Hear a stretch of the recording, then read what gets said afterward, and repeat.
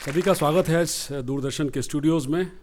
मैंने सोचा था बहुत सारी बातें कहूँगा, लेकिन इस एवी ने सारी बातें खोल दी हैं। वो ज़्यादा कहने को रहा नहीं, सिवाय इसके कि हाँ, हम पब्लिक ब्रॉडकास्टिंग करते हैं, पब्लिक सर्विस ब्रॉडकास्टिंग करते हैं, और वो हमारा एम भी है, हमारा ध्येय भी है। बिकॉज हमारा उद्देश्य रहता है सिटीजन्स तक पहुँचना। कंज्यूमर्स के लिए 800 चैनल हैं जो कर रहे हैं, इसलिए हमारी उनसे कोई स्पर्धा भी नहीं है। मुझे तो नहीं लगता है कि हमारी कोई उनसे कंपटीशन है। इस प्रोग्राम को शुरू करने की भी नीयत यही थी लास्ट ईयर कि उन पब्लिक सर्वेंट्स को या उन लोगों को जो पब्लिक सर्विस में या लोगों के बीच में काम कर रहे हैं, उनको बुला करके, भले ही वो आम लोग हों मेरे लिए, लेकिन जो खास काम कर रहे थे वो सब अपने अपने क्षेत्र में सब खास होंगे, लेकिन जो काम वो कर रहे हैं वो ज़्यादा खास हैं। इसलिए हमने लास्ट ईयर से प्रोग्राम शुरू किया था, जो आपने देखा, और जिन लोगों को हमने यहाँ पर आमंत्रित किया उनका स्वागत किया और उनसे हमने चर्चा भी की। पिछली बार हमारे पास सिर्फ एक फ़र्क है कि स्टूडियोज़ में नई पौध नहीं थी, नई जनरेशन के बच्चे नहीं थे, नए लोग नहीं थे जो इस बार हमने बुलाए हैं। और उनसे भी मैं रिक्वेस्ट करूंगा एटलीस्ट एक सवाल तो वो भी पूछें आज जब प्रदीप बातचीत करेंगे आप लोगों से, और आपका मैं स्वागत करूंगा। तो इससे ज़्यादा न कह करके एक बार फिर से आप सबका शुभकामनाओं के साथ यहाँ पर बहुत स्वागत है इस केंद्र में। व्यवसायानं सिव्हिल इंजिनियर असलेले पण सिमेंट आणि विटांच्या पलीकडे जाऊन मानवतावादी दृष्टिकोन ठेवून नेत्रपेढीचं काम करणारे, गगनचुंबी इमारतींबद्दल आपली निरीक्षणं नोंदवणारे आजचे आपले सन्मानित आहेत श्री जशवंत मेहता। त्यांची वाटचाल पाहूया आपण या चित्रफितीच्या माध्यमातून। व्यवसायानं सिव्हिल इंजिनियर असलेले जशवंत मेहता वयाच्या 70तही आपल्या पिढीजात रिअल इस्टेट आणि हॉटेल उद्योगात सक्रिय आहेत। व्यावसायिक व्याप सक्षमपणे सांभाळताना जशवंतजींनी आपली अभ्यासू वृत्ती आणि सामाजिक भान सतत जागतं ठेवलं। गृहनिर्माण आणि शहरीकरण या संबंधित विषयावर जशवंत मेहता यांनी विपुल लेखन केलं आहे। गगनचुंबी इमारती संदर्भात 1978 साली त्यांनी लिहिलेलं हाय राईज बिल्डिंग्स हे पुस्तक त्या विषयावरचं देशातील पहिलं पुस्तक ठरलं आहे। अभियांत्रिक शिक्षणादरम्यान अमेरिकेत वास्तव्याला असताना जशवंत मेहता यांनी अमेरिकेतील अध्यक्षीय लोकशाही शासन पद्धतीचा सखोल अभ्यास केला। भारतातही उत्तम आणि सक्षम शासन पद्धत रुजवण्यासाठी संसदीय लोकशाहीपेक्षा अध्यक्षीय लोकशाही पद्धत अधिक उपयुक्त ठरेल असं मेहतांचं अढळ मत आहे। अध्यक्षीय लोकशाही पद्धतीचं समर्थन करणारी अनेक पुस्तकं जशवंतजींनी लिहिली आहेत। अध्यक्षीय लोकशाही संबंधीच्या मेहतांच्या या अभ्यासपूर्ण विचारांना समाजातल्या अनेक विचारवंतांनी पाठिंबा दर्शवला आहे। या कामांसोबतच सामाजिक बांधिलकीच्या जाणीवेतून जशवंत मेहता नेत्रदान आणि नेत्रपेढी संबंधात करीत असलेलं कार्य समाज जागरणाच्या दृष्टीनं महत्वाचं आहे।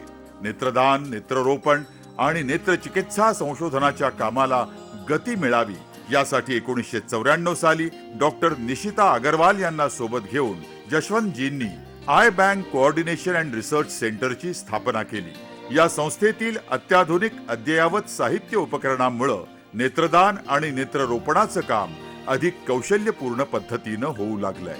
आपल्या व्यवसायाचा व्याप समर्थपणे सांभाळताना सामाजिक कृतज्ञतेच्या भावनेतून नेत्रदान नेत्ररोपणाच्या कामाला वेग यावा म्हणून सर्व शक्तीनिशी झटणाऱ्या आणि भारतीय लोकशाही शासन अधिकाधिक सक्षम व्हावं यासाठी लेखनाच्या माध्यमातून लोकजागरण करणाऱ्या ज्येष्ठ विचारवंत जशवंत मेहता यांचा सह्याद्री वाहिनी शिलेदार राष्ट्र निर्मितीचे या कार्यक्रमात सविनय सन्मान करीत आहे।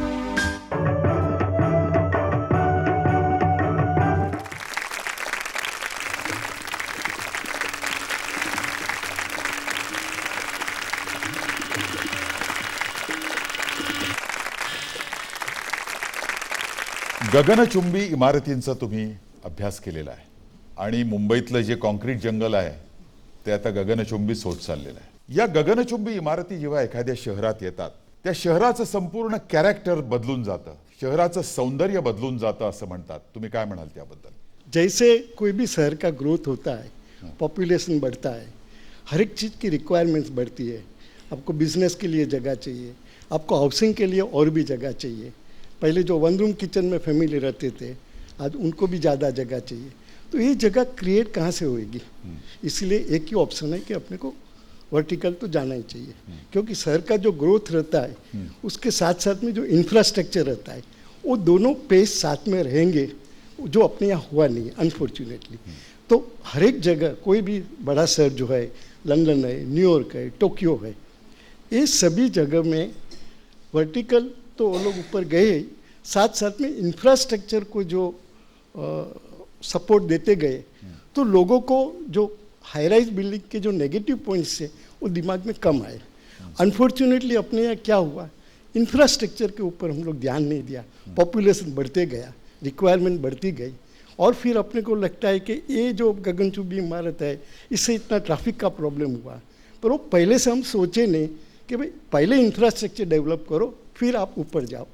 ये अनफॉर्चुनेट है। ये बड़ी बड़ी इमारतें जो है उसे जहां भी कंस्ट्रक्ट करना चाहिए वो मेन सिटी से थोड़ा अलग से कुछ बाहर उन्होंने कंस्ट्रक्ट करना चाहिए था, और उसके लिए अच्छा सा इंफ्रास्ट्रक्चर यहाँ बनाना था, और शहर का जो ओरिजिनल शहर है जिसमें हेरिटेज बिल्डिंग्स काफ़ी है वो उसे कायम रखने की कोशिश करनी चाहिए। नहीं, ऐसा नहीं होता है, शहर के अंदर भी हाई राइज बिल्डिंग बनते ही है, पर जो हेरिटेज बिल्डिंग जो रहते हैं उनको पहले से आइडेंटिफाई करते हैं कि भाई ये जो हेरिटेज बिल्डिंग, जैसे मैं आपको वाशिंगटन डीसी का एग्जांपल दूंगा कि वहाँ लिंकन मेमोरियल है, वाशिंगटन मेमोरियल है, तो वो लोग ने बाइलॉज बनाए कि इनके आजू बाजू में ऐसे कोई ऊंचे मकान नहीं होने चाहिए कि जिससे इनकी इम्पोर्टेंस कम हो, यानी उसकी हाइट रिस्ट्रिक्शन कर दिया कि लिंकन मेमोरियल से ऊपर नहीं जाएगा, वाशिंगटन मेमोरियल से ऊपर नहीं जाएगा। तो ये करने से, वैसे सैन फ्रांसिस्को है, सैन फ्रांसिस्को इतना सुंदर शहर है, तो सैन फ्रांसिस्को में जो बे व्यू का व्यू है इतना बढ़िया है, और उधर हिल्स है, तो वो लोग ने ऐसे प्लानिंग किया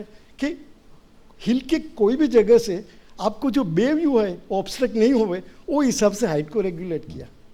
तो इस तरह से कुछ एफर्ट मुंबई में हुए हैं ऐसा लगता है? बहुत कम हुए हैं, बहुत कम। हम लोग तो क्या होते हैं, क्राइसिस मैनेजमेंट हो जाता है कि जैसे कुछ भी हो गया बाद में हम लोग सोचना चालू करते हैं कि नहीं अभी ये तो हेरिटेज जो है अपना वाइप आउट हो जाता है, तो बाद में करते हैं, but then it is unfortunate. आप अमेरिका में रहे हैं और अमेरिका की जो प्रेसिडेंशियल सिस्टम है उसका आपने बहुत अच्छा अभ्यास किया है। तो अमेरिका में आप देखते हैं कि सिर्फ दो maximum 2 terms to a president, ये जो है वो भी देखा है।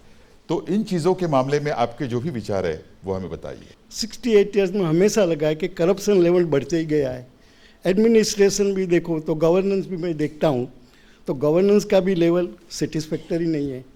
तो उसके लिए मैंने एक पब्लिक चैरिटेबल ट्रस्ट एस्टेब्लिश किया। कोई भी चीज़ को क्रिटिसाइज करना इजी है, पर उसका ऑल्टरनेट क्या है, तो ऑल्टरनेट के लिए हम लोग डिटेल में जावे कि जो लिबरल डेमोक्रेसी जिसको अपन बोलते हैं, USA, UK, France, Germany, Japan, इस सभी ने लिबरल डेमोक्रेसी में भी काफ़ी प्रोग्रेस किया। तो उनका कॉन्स्टिट्यूशन, उनसे अपने को क्या लेना चाहिए, तो वो लेने के बाद हमें लगा, हमारा जो डिटेल स्टडी था कि 80% जो अमेरिकन डेमोक्रेसी जो है उसने जो एडोप्ट किया, जैसे उसमें सबसे बड़ा एक तो चीज़ क्या है कि इलेक्शन हो गया, स्टेबल गवर्नमेंट है। अमेरिकन डेमोक्रेसी में 4 साल तक स्टेबल गवर्नमेंट लेने के बाद सबसे बड़ा एडवांटेज क्या है कि जो मिनिस्ट्री आती है वो पार्लियामेंट से नहीं लेते, वो जो हर एक सब्जेक्ट के एक्सपर्ट है, प्रोफेसर, अच्छा, वो बनते हैं, इंटेलेक्चुअल्स है, वो लोग ही मिनिस्ट्री में जाते हैं। अगर किसको पार्लियामेंट में से मिनिस्टर में लेना है तो उसको वहाँ से रिजाइन करना पड़ता है, तो उसका कंसंट्रेशन भी पूरा रहता है। अभी यहाँ देखो रोज पढ़ते ये मिनिस्ट्री की पोस्ट उसको चाहिए, मेरिट तो है ही नहीं, कोटा है सबका। अभी एक कोटा में ये देश में क्या होएगा, किसी की कैपेसिटी क्या, मेरिट क्या, उसका बैकग्राउंड क्या, कितना भी करप्ट भी होएगा, पर अपने हुद्दे पे बैठ गया, कुछ आप नहीं कर सकते हो। और उसके बाद उसका कंसंट्रेशन भी क्या है, चुनाव जीतना है तो अपनी कॉन्स्टिट्यूंसी में पे रखेगा, पार्टी में पे रखेगा। तो एज अ मिनिस्टर, आज मिनिस्टर की पोस्ट की वैल्यू कितनी है, एक सबसे बड़ा जो प्राइवेट सेक्टर का कॉर्पोरेशन है उससे भी अपना मिनिस्टर का पोस्ट कि कितनी टाइम्स वैल्यू है, जो डिसीजन लेते हैं, जो कहाँ इन्वॉल्वमेंट है उसका। यूएस कॉन्स्टिट्यूशन सबसे छोटा कॉन्स्टिट्यूशन है, अपना सबसे बड़ा है, तो सबसे छोटा कॉन्स्टिट्यूशन में सबसे कम अमेंडमेंट यूएस कॉन्स्टिट्यूशन में हुआ है। कैसे हुआ कि जब जॉर्ज वॉशिंगटन इलेक्ट हो गए तो उन्होंने बोला कि कोई भी आदमी सत्ते में ज़्यादा रहेगा तो करप्ट हो सकता है, तो मैं 2 टर्म से ज़्यादा कॉन्टेस्ट नहीं करूँगा। 2 टर्म हो गई, बहुत पॉपुलर थे, 3 टर्म क्या 4 टर्म तो भी इलेक्ट हो सकते थे। सब लोग वो ट्रेडिशन को फॉलो किया। अनफॉर्चुनेटली अपने यहाँ इवोल्यूशन होने की बदले कभी कभी मुझे लगता है अपना डिवोल्यूशन हो रहा है, फ्रेंकली। तो प्रेसिडेंशियल सिस्टम अपने देश के लिए बहुत अच्छी है, काफ़ी उसमें थोड़ा सुधारा करना चाहिए, और उसके जो काफ़ी महत्वपूर्ण अंग है कि जैसे कैबिनेट में प्रोफेशनलिज्म आएगा, स्टेबिलिटी आएगी। और लेजिस्लेटिव मैटर में जो उन्होंने जो एडवांटेजेस है, हर एक लेजिस्लेशन उधर कोई पार्टी लाइन नहीं है, हर एक लेजिस्लेशन की डिटेल एनालिसिस होती है, डिटेल रिपोर्ट्स बनते हैं और उसके बाद वो रिपोर्ट हर एक मेंबर को पहुंचाया जाता है और उसके बाद वोटिंग होता है। और वोटिंग में कोई व्हिप जैसा नहीं है, एब्सोल्युटली नो व्हिप। यहाँ तो पार्टी ने प्रपोज किया, वो पार्टी में हाथ ऊंचा करो, अपोजिशन है तो अपोज करो। और मेरिट के ऊपर बहुत से कम लेजिस्लेशन में अपने को दूसरी पार्टी क्या बोलती है कि इसकी मेरिट क्या है, उसकी एनालिसिस अपने यहाँ बहुत कम होती है कि भाई हाँ रूलिंग पार्टी ने बोला ये पास कराना है तो अपोजिशन को बोलेगा प्रेसिडेंट हमको अपोज करना है। बहुत से टाइम से जी। नेत्रदान के विषय में आपने बहुत काम करते हैं आप, और नेत्र रोपण मतलब कॉर्निया इम्प्लांट वगैरह इन चीज़ों में भी आप काफ़ी रुचि ली है आपने, उसके ऊपर काम भी बहुत किया है, वो हमें बताइए। नेत्रदान में मैंने क्या कि कॉर्निया ट्रांसप्लांट करते, पूरा आँख का ट्रांसप्लांट नहीं होता है। जब भी कुछ भी आपको आँख की इंजरी होती है तो सबसे पहले आपका कॉर्निया डैमेज हो जाता है। तो ऐसे अंदाजा है कि करीब करीब 10 लाख लोग आज कॉर्नियल ओपेसिटी से है अफेक्टेड है। इस सब अवेयरनेस का बहुत लिमिटेशन है। ये बच्चे लोग अवेयर हो जाएंगे, हाँ मुझे नेत्रदान करना है, बेचारे प्लेज कार्ड भर देंगे, पर नेत्र कभी मिलते हैं? जब भी डेथ होता है तभी मिलता है। आपके मरने के बाद आपके नेक्स्ट ऑफ द रिलेशन वही कर सकता है, और वो भी 4 से 6 घंटे के अंदर ही डिसीजन लेना चाहिए। तो इतना सिंपल ये लोग ने एनालिसिस की, और डेथ सर्टिफिकेट में वो लोग ने 2 कॉलम कंपलसरी डाल दिया कि नेत्रदान के लिए कंसेंट रिक्वेस्ट करना वो मैंडेटरी है। पूरा बम्बई में 1 लाख के ऊपर डेथ होते हैं, 1,10,000, 1,20,000। आज एक काउंसिलर खाली वो टाइम मोटिवेशन का एफर्ट करे तो 10 से 15% नहीं, तो स्टेटिस्टिक्स से कि between 10 to 20% is universal rate. हर एक स्टेट में अभी डायरेक्टिव है कि डेथ कॉलम हर एक में है, आई डोनेशन के लिए कंसेंट इज मैंडेटरी। तो अभी बम्बई में जितने भी डेथ सर्टिफिकेट है उसमें एक कॉलम आ गई है। Why has organ donation, especially eyes, which are easy to donate after death, still not able to reach the halfway in our country? दूसरे कंट्री में लेजिस्लेशन से ज़्यादा इम्पेक्ट हुआ है, अवेयरनेस का लिमिटेशन है, तो इसीलिए हम लोग कोशिश करके इसको चेंज करने